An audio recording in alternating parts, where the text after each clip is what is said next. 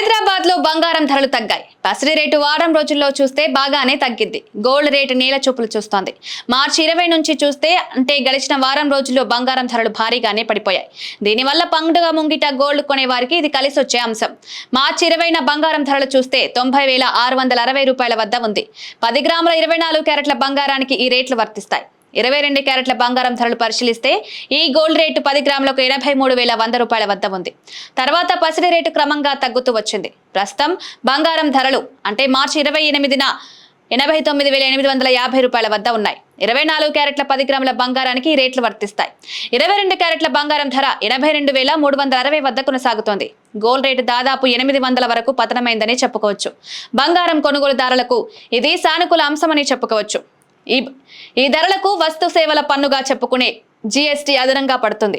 Jewellery తయారీ ఛార్జీలు కూడా ఉంటాయి. వీటిని కలుపుకుంటే బంగారం ధరలు ఇంకా పై స్థాయిలో ఉంటాయని చెప్పుకోవచ్చు. జ్యువెలర్స్ ప్రాఫిట్ మార్జిన్ వంటివి కూడా కలుపుతారు. అందుకే బంగారం కొనాలని భావించేవారు ఈ విషయాలు గమనించాలి. గోల్డ్ జ్యువెలరీ ఎంపిక ఆధారంగా కూడా తయారీ ఛార్జీలు మారుతూ ఉంటాయి. మీరు గోల్డ్ కొనుగోలు ముందుగానే తయారీ ఛార్జీలపై కన్నేయండి, లేదంటే మీ జేబుకు చిల్లులు పడతాయి.